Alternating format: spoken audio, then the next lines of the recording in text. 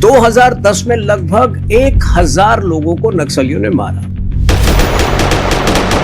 तो जो पूरा इकोसिस्टम था उस वक्त वो कॉम्प्रोमाइज था। पूरा इकोसिस्टम जो था वो नक्सलवाद को एक आतंकवाद के बजाय जबरदस्ती सोशियो इकोनॉमिक प्रॉब्लम के तौर पे देखता था। जिस निर्ममता के साथ नक्सली मारते थे उन लोगों को जो उनके विचारधारा का समर्थन नहीं करते थे, उनके परिवारों के समक्ष, उनके पूरे गांव के समक्ष, अपने ऑब्जेक्टिव्स और देश के लिए जो चीज भी भला है उसको हासिल करने के लिए जब एक बार हमारे नेतागण कमिटमेंट कर लेते तो फिर वो खुद की भी नहीं सकते। लंबे समय से मैं मानता हूं, जो मेरा रिसर्च है 2022 मध्य से लगभग ये एक योजना बना ली गई थी कि अब नक्सलवाद का अंत हमें करना है। चलिए देखते हैं, कल देखते हैं, परसों देखते हैं, अगले साल देखते हैं। वो रवैया समाप्त हो गया था और इन्होंने एक और खूंखार तरीके से, एक और सिनिस्टर प्लान के जरिए एक पूरा रेड कॉरिडोर जो है आइडेंटिफाई कर लिया था। पहले क्या होता था कि जो बिहार में छुपे हुए होते थे, जैसे उनको वहां पर एक्टिव होते थे पुलिसकर्मी या उनको मारा जाता था, वो जाके सीधे आंध्र में छुप जाते थे। इनके पास बल्कि सैटेलाइट फोन होते थे जो कि कई जगह पर पुलिसकर्मियों के पास नहीं होते। 2022 मध्य से लेकर अब तक जो है मेरे ख्याल से 1000 से ऊपर खूंखार नक्सली आतंकवादी मारे गए हैं, 4000 से ऊपर सरेंडर हुए हैं। वो माइंडसेट ही है कि हर गुनहगार को, हर मुजरिम को वो विक्टिम के तौर पे प्रस्तुत करते हैं।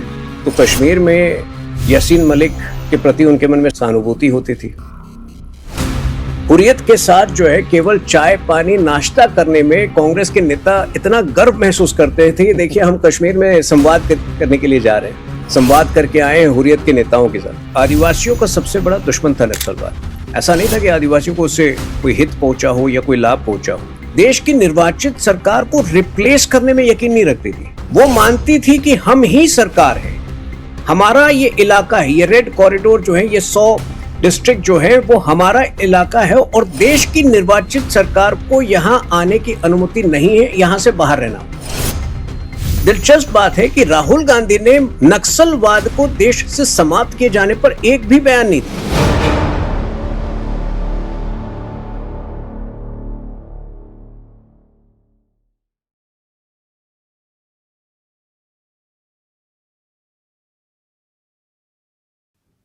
नमस्कार, आप देख रहे हैं एनएमएफ न्यूज। आपके साथ मैं हूं भुवन शर्मा। एनएमएफ न्यूज के इस खास पॉडकास्ट में आपका स्वागत है। आज बात होगी नक्सलवाद की, माओवाद की। लाल आतंक जिसे कहा जाता है, 1967 के बाद से इस देश में एक दंश की तरह इस देश ने इसे झेला। आज हालत यह है कि इसका सुपड़ा साफ हो गया। ये चमत्कार कैसे हुआ और इसके पीछे की इनसाइड स्टोरी क्या है, मौजूदा सरकार क्या कर रही थी, मौजूदा सरकार का क्या प्लान रहा और पिछली जो सरकारें हैं वो क्या इस मामले पर इतनी गंभीर रही ही नहीं, उनकी सोच क्या रही, उनका अप्रोच क्या रहा। इस बारे में बिल्कुल बेबाक बेलौस तरीके से बात करने के लिए हमारे साथ तुहिन सिन्हा जी स्टूडियो में मौजूद है। बहुत स्वागत है तुहिन जी आपका। नमस्ते भुवन जी, बहुत अच्छा लग रहा है आपके स्टूडियो में जी। बड़ा पॉजिटिव वाइब है यहाँ पे, बड़ा अच्छा लग रहा है। तुहिन जी ने किताब लिखी है, ये देखिए मेरे हाथ में ये किताब है, नक्सल टेरर के ऊपर ये किताब है। और इस किताब के पन्ने पलटे जाते हैं तो अतीत भी नजर आता है, वर्तमान भी नजर आता है और भविष्य की का वो विजन भी नजर आता है जो मौजूदा सरकार देखते हुए चल रही है। तुहिन जी के बारे में बता दें, आप सब उनको टीवी पर और सोशल मीडिया पर देखते रहे हैं। बीजेपी के स्पोक्स पर्सन है, जो राष्ट्रीय टीम है बीजेपी की, उसके सदस्य हैं और ये तो उनकी राजनीतिक पहचान है। साहित्य से जुड़े व्यक्ति हैं। अब तक लगभग 15 किताबें मेरे ख्याल में आप जी लिख चुके हैं अलग अलग विषयों पर, और इसी में से एक विषय नक्सलवाद है। इसी से शुरू करते हैं, इसी सिरे को पकड़ते हैं तुहिन जी और थोड़ा सा खुलकर चर्चा करते हैं। नक्सल पे किताब लिखना, ये क्या मतलब आपका कोई अनुभव रहा है नक्सलवाद से, या थोड़ा सा इसके बारे में बताएं। देखिए, नक्सलवाद भारत के लिए सबसे बड़ा आंतरिक राष्ट्रीय सुरक्षा का खतरा बनता जा रहा था, बल्कि सुरक्षा का खतरा था। अब यूपीए की सरकार का एटीट्यूड ऐसा होता था कि वो राष्ट्रीय सुरक्षा से जुड़े मसलों पर एक बहुत ही सॉफ्ट रवैया अपनाती थी। तो पाकिस्तान स्पॉन्सर्ड टेररिज्म पर भी यूपीए सॉफ्ट थी। उसी प्रकार से नक्सल टेरर के प्रति वही सॉफ्ट एटीट्यूड हमने यूपीए इरा में देखा। इसका अंजाम क्या हुआ? 2010 में लगभग 1000 लोगों को नक्सलियों ने मारा, निर्मम तरीके से मारा। मई 2010 में एक ट्रेन को भी डिरेल किया गया, हावड़ा से मुंबई जाने वाली ट्रेन को, जिसके उस डिरेलमेंट के कारण जो है लगभग 150 लोगों की जाने गई। मई के महीने में ही हुआ था। उससे ठीक 7 हफ्ते पहले अप्रैल 2010 में 74 सीआरपीएफ के जवान को दंतेवाड़ा में मारा गया था। लेकिन इसके बावजूद उसी यूपीए में नेशनल एडवाइजरी कमेटी, जो कि सोनिया गांधी ने गठित किया था डॉक्टर मनमोहन सिंह के पावर्स को कम करने के लिए, तो उस एनएसी की सदस्य थी अरुणा रॉय, जिनकी कम्युनिस्ट मार्क्सिस्ट लीनिंग जो है उस दुनिया को पता था उनके बारे में। हर्ष मंदर, जो कि हर ऐसे केस लड़ते हैं जहां के भारत की जो कहते हैं स्टेट हो या भारत की सरकार हो, वो राष्ट्रीय सुरक्षा के मसलों पर कमजोर हो, तो हर्ष मंदर जाने जाते हैं हमेशा जो है ऐसे केसेस के लिए।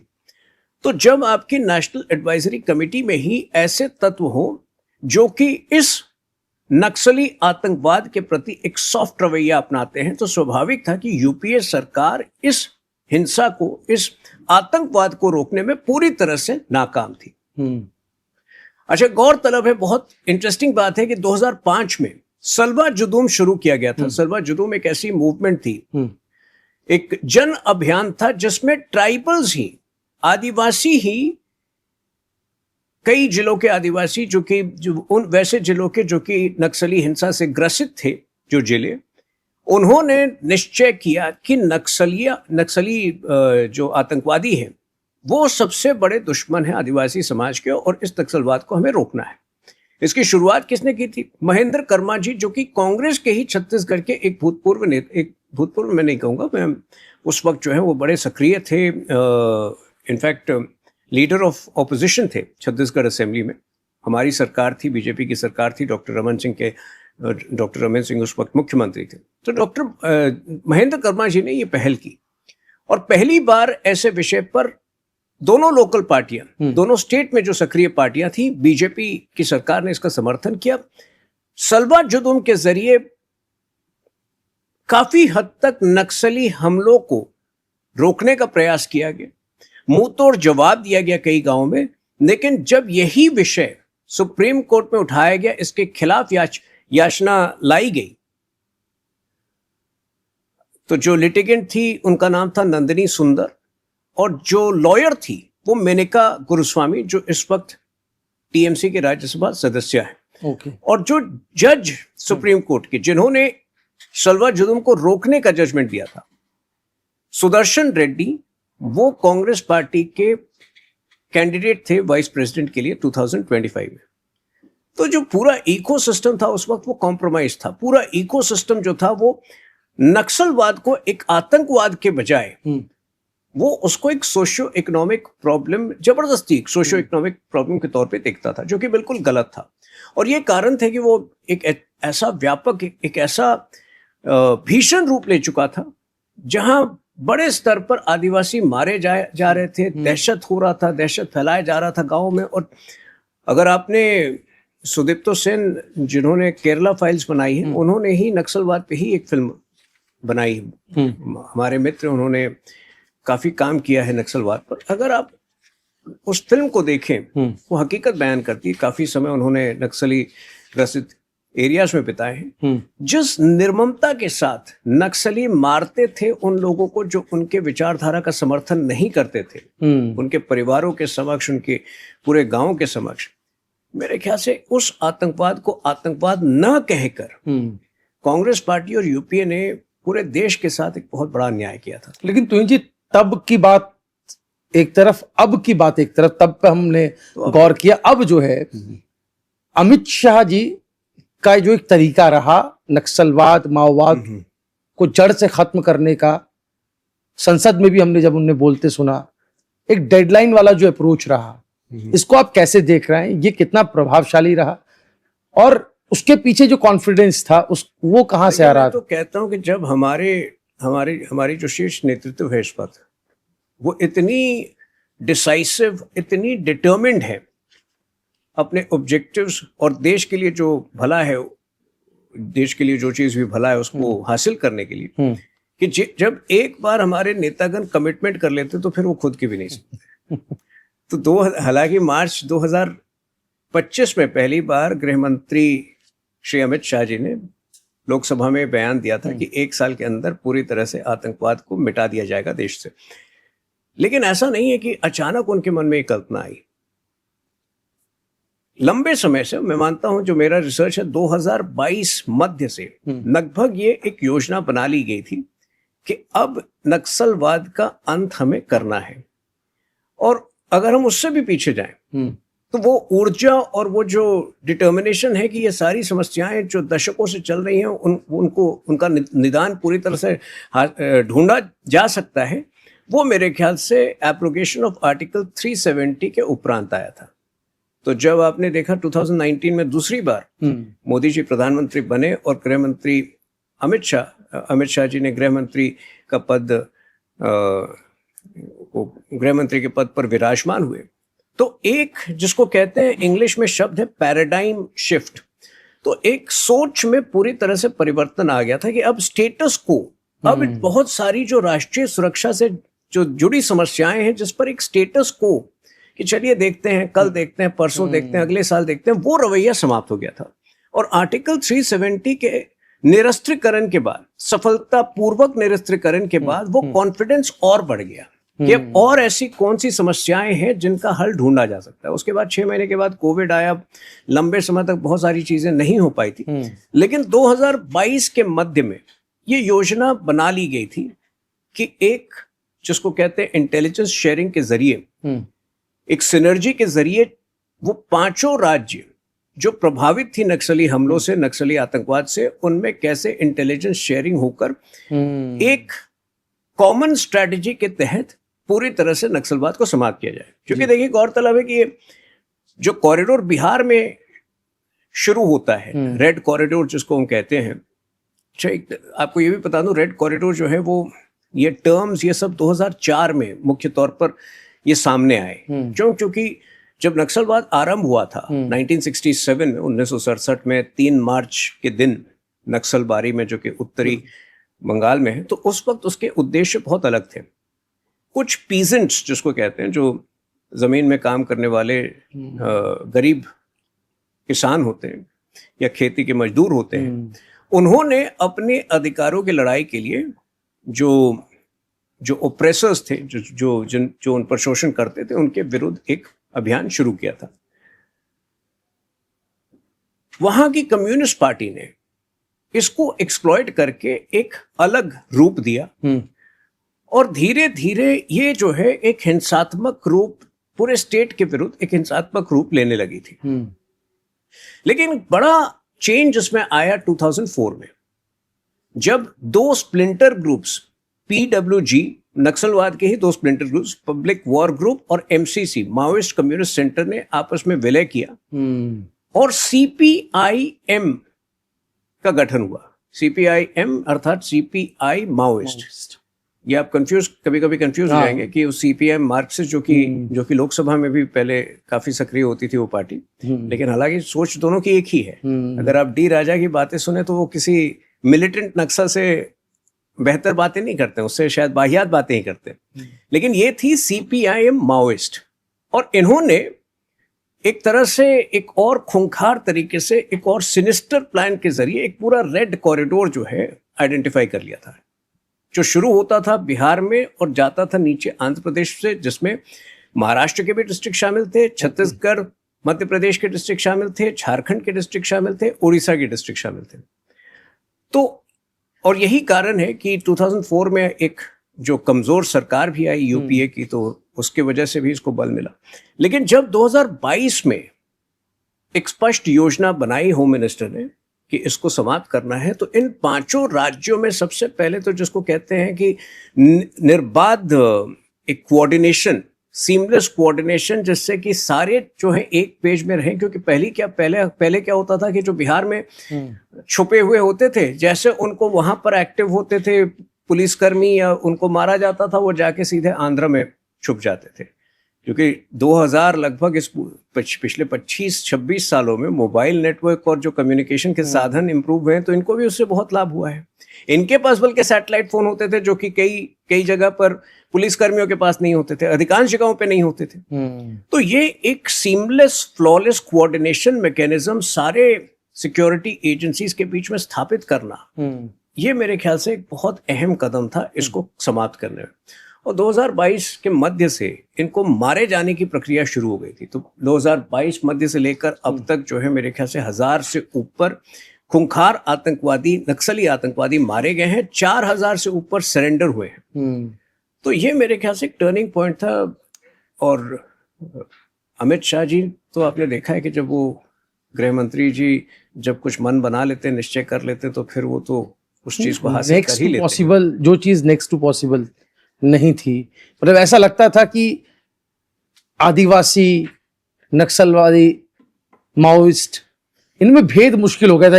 एक वक्त ऐसा था, क्योंकि हम लोग पढ़ा करते थे कि फोर्सेस जो है वो आदिवासियों पर जुल्म कर रही है, ऐसी खबरें भी, ऐसी हेडलाइन भी बना करती थी अखबारों में। वो तो देखिए, जिसको हम वोक कहते हैं, वोक माइंडसेट ही है कि हर गुनहगार को, हर मुजरिम को वो विक्टिम के तौर पे प्रस्तुत करते हैं। तो कश्मीर में यासीन मलिक के प्रति उनके मन में सहानुभूति होती थी, लेकिन हमारे सुरक्षा बलों के प्रति केवल और केवल वैमनस्य, केवल और केवल ईर्ष्या तो मैं नहीं कहूँगा, नफरत होती थी। हुर्रियत के साथ जो है केवल चाय पानी नाश्ता करने में कांग्रेस के नेता इतना गर्व महसूस करते थे कि देखिए हम कश्मीर में संवाद करने के लिए जा रहे हैं, संवाद करके आए हैं हुर्रियत के नेताओं के साथ। तो ये तो एक वोक मानसिकता है जिसमें कि हर मुजरिम को, हर गुनहगार को, हर खूंखार आतंकवादी को ये लोग सहानुभूति की दृष्टि से देखते हैं, लेकिन जो उस आतंकवाद का विक्टिम रहा है उसको कभी इन्होंने उस सहानुभूति की नजर से नहीं देखा। ये वोक मानसिकता का तो कोई इलाज नहीं है। लेकिन दूसरी बात जो आपने कही कि हर असंभव चीज को जो अब संभव करने की प्रक्रिया शुरू हुई, इसमें केवल नक्सलवादी नहीं है, केवल एब्रोगेशन ऑफ आर्टिकल 370 नहीं है। आपको याद होगा एक समय, आज से 20-30 साल पहले देश ने मान लिया था कि शायद राम मंदिर का निर्माण भी कभी नहीं होगा, वो भी निर्माण हुआ। जिस प्रकार के वक्फ अमेंडमेंट वक्फ अमेंडमेंट एक्ट में किए गए 1995 में, जो एक पूरी तरह से उसके साथ छेड़छाड़ किया गया था, 2013 में दोबारा छेड़छाड़ किया गया था, जिससे कि एक लैंड जिहाद, लगभग एक लैंड जिहाद का काम कर रही थी वक्फ बोर्ड। वक्फ अमेंडमेंट एक्ट जो पिछले साल आया था वो भी उतना ही कठिन था, लेकिन वो उसको भी हमने संभव किया। तो ये राजनीतिक इच्छा शक्ति को दर्शाता है। प्रधानमंत्री मोदी जी और गृह मंत्री अमित शाह जी की राजनीतिक इच्छा शक्ति जो है, मुझे लगता है कि अद्वितीय है। और देश के इतिहास में पिछले 78 सालों में इस प्रकार की जो दृढ़ राजनीतिक इच्छा शक्ति है, शायद ही किसी प्रधानमंत्री या गृह मंत्री ने दिखाया हो। बिल्कुल। और हम देखते हैं कि सिर्फ गोली नहीं, स्ट्रेटेजी, रणनीति, इस पर भी खास ध्यान दिया गया। मैं थोड़ा सा, चूंकि टेक्नोलॉजी की बात आपने बीच में कही, तो एक जहन में सवाल है कि मॉडर्न वॉरफेयर और जो टेक्नोलॉजीज यूज की जा रही हैं, जिसमें ड्रोन भी है, जो इंटीरियर इलाके हैं, जो जंगल के इलाके हैं, बीहड़ है, वहां इनका कैसे इस्तेमाल हुआ और ये कितने कारगर साबित? क्योंकि गवर्नेंस जो है वो विशेष रूप से मेरे लिए, मैं काफी अध्ययन करता हूँ गवर्नेंस संबंधित विषयों पर। जब ड्रोन टेक्नोलॉजी की आप बात करते हैं तो सबसे ज्यादा उपयोग आज की तारीख में गवर्नेंस में ड्रोन टेक्नोलॉजी का उपयोग ग्रामीण और ट्राइबल एरियाज में हो रहा है। स्वामित्व, जो आप लैंड होल्डिंग्स को जो स्वामित्व जो योजना है, उसका उद्देश्य ही है डिजिटल लैंड होल्डिंग। मतलब जो सारे लैंड रिकॉर्ड्स हैं जिस पर कि कई बार कोई ढंग के रिकॉर्ड्स नहीं होते थे, विवाद का कारण बनते थे, गरीब जो है जमीन होने के बावजूद वो लोन ऑब्टेन नहीं कर पाते थे। तो जो स्वामित्व योजना है, मेरे ख्याल से वो तो ग्रामीण इलाकों में जो रेवोल्यूशन लेकर आई है, जितनी ज़्यादा उस पर चर्चा हो सके उतनी अच्छी है, क्योंकि ये सारी चीज़ें जो है उससे सबसे ज़्यादा लाभान्वित ट्राइबल्स ही हो रहे हैं, और सबसे ज़्यादा लाभान्वित ऐसे दूर दराज क्षेत्र के लोग हो रहे हैं जो कई एरियाज उसमें नक्सली हिंसा से प्रभावित थे।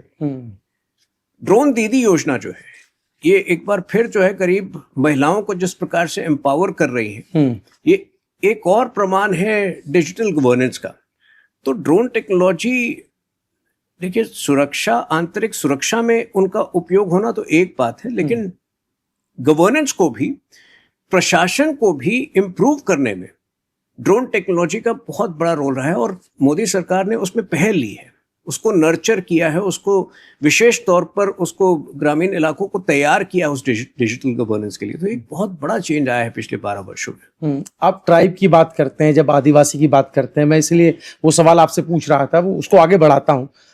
ट्राइब जो हमारे आदिवासी समाज है और इनके बीच में रह रहा वो नक्सल, जो एक मूवमेंट से पैदा जरूर हुआ, लेकिन ये कैसे माओइस्ट के हाथ में चला गया, और कुछ सो कॉल्ड, जिन्हें हम अर्बन नक्सल भी कहते हैं, अर्बन माओइस्ट भी कहते हैं, उस अवधारणा को भी मैं समझना चाहता हूं कि कैसे यूज हुआ उन लोगों का, क्योंकि आदिवासियों में से ही लोगों को निकाल करके इन्होंने अपनी टुकड़ियों में शामिल किया होगा। ये कोई बाहर से तो आए लोग नहीं रहे होंगे। कुछ ऐसे, सबसे पहले तो हमें स्वीकार करना पड़ेगा कि नक्सलवाद का सबसे, जो आदिवासियों का सबसे बड़ा दुश्मन था नक्सलवाद। ऐसा नहीं था कि आदिवासियों को उससे कोई हित पहुंचा हो या कोई लाभ पहुंचा हो। सबसे ज्यादा अगर किसी समुदाय का नुकसान हुआ है नक्सलवाद से, तो आदिवासियों का ही हुआ है। और पिछले 20-30 वर्षों में जब ये नक्सलवाद मात्र जो है वो देश विरोधी हो चुका था। पहले अगर मान लीजिए, जैसा मैंने कहा 1967 में उसके उद्देश्य अलग थे। वो पीजेंट्स जो थे, जो गरीब लैंड वर्कर्स थे, उनके अधिकारों की लड़ाई के लिए शुरू हुआ था। लेकिन जैसे जैसे उसका राजनीतिक दुरुपयोग हुआ, और 2004 के बाद तो पूरी तरह से वो एक एंटी इंडिया मूवमेंट बन चुका था। तो ऐसी स्थिति में वो केवल और केवल आदिवासियों को विकास से वंचित रख रहा था। अब ऐसे इलाके, आजादी के 75 साल बाद ऐसे इलाके देश में होना जिसमें कि इलेक्ट्रिसिटी ना हो, जिसमें कि पानी ना हो, ये मेरे ख्याल से बहुत शर्म की बात थी। लेकिन इसके लिए वही नक्सली आतंकवादी जिम्मेदार थे, क्योंकि उन्होंने एक धारणा बना रखी थी कि ये इलाके हमारे हैं। देखिए, आपको मूल तौर पर वो समझना होगा, जो नक्सली आइडियोलॉजी थी वो देश की निर्वाचित सरकार को रिप्लेस करने में यकीन नहीं रखती थी। अच्छा। वो मानती थी कि हम ही सरकार हैं, हमारा ये इलाका है, ये रेड कॉरिडोर जो है, ये 100 डिस्ट्रिक्ट जो है वो हमारा इलाका है, और देश की निर्वाचित सरकार को यहां आने की अनुमति नहीं है, यहां से बाहर रहना होगा। अब ऐसी स्थिति में जो निर्वाचित सरकार थी, केंद्र सरकार थी, उसके पास 2 विकल्प थे। जैसा कि दशकों तक कांग्रेस की सरकारों ने नॉर्थ ईस्ट को इग्नोर किया था, ये कह के कि टिरेनी ऑफ डिस्टेंस है। दूरी का एक वो है, मतलब दूर है तो उन्हें छोड़ दीजिए, दूर है तो छोड़ दीजिए, हमें क्या फर्क पड़ता है। तो वही एक एटीट्यूड नक्सलियों की इस मानसिकता के सामने, यही एक एटीट्यूड दिखा यूपी की सरकार। आज तो राहुल गांधी निकोबार आइलैंड जाकर ट्राइबल्स की बहुत चिंता कर रहे हैं, कह रहे हैं कि भैया सैकड़ों पेड़ कट जाएंगे। अब राहुल गांधी को जो है, अगर अपनी इतिहास के बारे में नहीं पता है, राहुल गांधी वो सारी चीजें करते हैं जो कांग्रेस आज से 20 साल पहले नहीं करती थी। तो राहुल गांधी जो है, सबसे बड़ा विरोधी ओबीसी रिजर्वेशन का कौन था? राजीव गांधी था। आज राहुल गांधी सबकी जाति पूछते हैं घूम घूम के। तो या तो राहुल गांधी प्रायश्चित कर रहे हैं, या फिर वो पूरी तरह से अपने ही इतिहास से, अपनी ही पार्टी, अपने ही जो पूर्वज है उनके इतिहास से अनभिज्ञ है। तो राहुल गांधी को इतना सीरियसली नहीं लेना चाहिए। लेकिन दिलचस्प बात है कि राहुल गांधी ने नक्सलवाद को देश से समाप्त किए जाने पर एक भी बयान नहीं दिया। क्यों? मुझे लगता है कि कई अर्बन नक्सली आज उनके समूह में हैं, आज उनके कैंप में हैं, जो उनको प्रेरणा देते हैं कि जाकर जब जेएनयू में प्रोटेस्ट होता है, भारत तेरे टुकड़े होंगे, तो उनके साथ खड़े हो जाइए। और अर्बन नक्सल की, चूंकि आप बात पूछे थे, अर्बन नक्सल वो होते हैं जो जेएनयू में मौजूद हैं। अच्छा। जो कई कैंपसेस में, जेएनयू तो ज्यादा बदनाम हो गया, जेएनयू में राष्ट्रवादी आवाजें भी कई हैं, उनको भी सामने लाना चाहिए। बिल्कुल। लेकिन जो पढ़े लिखे विद्रोही होते हैं, जो ऑक्सीजन प्रदान करते हैं मिलिटेंट नक्सल्स को शहरों में बैठकर, व्हाइट कॉलर सफेद पोश टेररिस्ट, और इनका रोल जो है मेरे ख्याल से और भी ज्यादा खतरनाक है। तो जब कोई व्यक्ति कहता है कि हमें चिकन नेक कॉरिडोर को भारत से अलग करना होगा, ये वो अर्बन नक्सली मानसिकता है। जब कोई व्यक्ति कहता है कि कश्मीर को भारत से अलग करना होगा, ये वो अर्बन नक्सली मानसिकता है। और देश के जो एलओपी हैं उनको मेरे ख्याल से विशेष ध्यान रखना चाहिए था, ऐसी आवाजों को और बुलंद नहीं करना में मदद नहीं करनी चाहिए थी उनको। लेकिन वो तो सबसे पहले जाके जेएनयू में इन आवाज लगाने वाले नारेबाजों के साथ खड़े हुए थे। रोहित वेमुला के विषय पर उन्होंने जितना झूठ फैलाया है, मुझे नहीं लगता है कि उस प्रकार की हरकत कोई और नेता कर सकता था। तो राहुल गांधी का पूरा पॉलिटिक्स जो है वो प्रोपेगेंडा पर आधारित है। राहुल गांधी, देखिए, कांग्रेस जो सत्ता के नशे में होती थी, आज जब 12 साल से सत्ता के लिए संघर्ष कर रही, तो कांग्रेस की हालत आज वही है जो जल बिन मछली की होती है, तड़प रही है, जीवन के लिए तड़प रही है। और ऐसे में जो है वो किसी का सहारा लेने के लिए भी तैयार है। तो केरल में जो है, केरलम में वो जमात का सहारा ले लेती है, कहीं और जो है कुछ और कहेगी। तो लेकिन अंडमान, चूंकि आपने एक अहम विषय उठाया है, ग्रेट निकोबार प्रोजेक्ट एक बहुत अहम विषय है, उस पर भी मैं कुछ कहना चाहूंगा। देखिए, ग्रेट निकोबार प्रोजेक्ट है क्या, सबसे पहले तो वो समझना होगा। ग्रेट निकोबार प्रोजेक्ट एक ऐसी भूमि है, ग्रेट निकोबार, जो कि वर्तमान के अंडमान निकोबार आइलैंड से लगभग 400 किलोमीटर दक्षिण को है। अच्छा। 1971-72 में कांग्रेस की सरकार ने पहली बार ये प्रस्ताव लाया था कि इस भूमि का उपयोग होना चाहिए, क्योंकि आप अगर जियोपॉलिटिकल संदर्भ में देखें तो इसका बहुत महत्व है। भारत की ज्योग्राफी जो है, भारत का भूगोल 400 किलोमीटर दक्षिण की ओर इंडियन ओशन में शिफ्ट हो जाता है। तो अगर किसी देश की भूमि और विस्तृत होती है और विस्तार होता है, तो आज जहां जियोपॉलिटिक्स इतना महत्वपूर्ण है, आज जहां शिपिंग लाइन्स इतने मौजूद महत्वपूर्ण है, वहां तो हर देश के लिए ये गर्व की बात होनी चाहिए कि हाँ, इस पर काम होना चाहिए। अब मैं आपको ये भी बता दूं कि मात्र उसमें 10%, उस पूरी भूमि का 10% हिस्सा डेवलप किया जा रहा है। अच्छा। आज वहां 10,000 की आबादी होगी, मैं मानता हूँ 10,000 से ज्यादा की आबादी नहीं है, और मूल तौर पे वो उस आबादी को शोरपिन कहते हैं, आदिवासियों का ही एक बहुत ही प्रिमिटिव, बहुत ही एंशिएंट, प्राचीन मूल है। तो उनकी सुरक्षा की जिम्मेदारी सरकार ले रही है, नेशनल ग्रीन ट्रिब्यूनल ले रही है। ये बार बार आश्वासन दे रही है कि मात्र 10% एरिया छोड़कर वो सारे जो जंगल हैं, फॉरेस्ट हैं, वो सुरक्षित रहेंगे। लेकिन वहां एक मॉडर्न पोर्ट, एक मॉडर्न एयरपोर्ट और एक मॉडर्न डिफेंस एस्टैब्लिशमेंट होना बहुत जरूरी है। ऐसी स्थिति में जहां आप देख रहे हैं पिछले 4-5 वर्षों में विश्व का क्या हाल है, बिल्कुल अनसर्टेनिटी है, कभी भी कुछ भी हो सकता है, वो वाली स्थिति। और ये जो पोर्ट वहां पे प्रस्तावित है, वो straight of Malacca, south east Asia में स्ट्रेट ऑफ मलाक्का, जहां से विश्व का 30% सी ट्रेड जिसके जरिए होता है, उससे मात्र 75 किलोमीटर की दूरी के पर है। कितना बड़ा स्ट्रेटेजिक महत्व है उस भूमि का। तो राहुल गांधी, दूसरी एक प्रॉब्लम है राहुल गांधी के साथ, उनकी टाइमिंग बहुत गड़बड़ होती है। तो जहां सब बंगाल की चर्चा कर रहे थे, बंगाल के इलेक्शन, तो कल उन्होंने वीडियो निकाल दिया अंडमान निकोबार आइलैंड का। वही। तो राहुल गांधी बड़े कंफ्यूज्ड व्यक्ति हैं। अब बिहार के चुनाव के समय, और विशेष तौर पर नवरात्रि के समय, जो भी बिहार में रहता है या उत्तर प्रदेश में रहता है, उसको नवरात्रि का महत्व पता है। खास तौर पे किसी पॉलिटिशियन को जन संवाद का भी अवसर होता है, माता के दर्शन का भी समय होता है।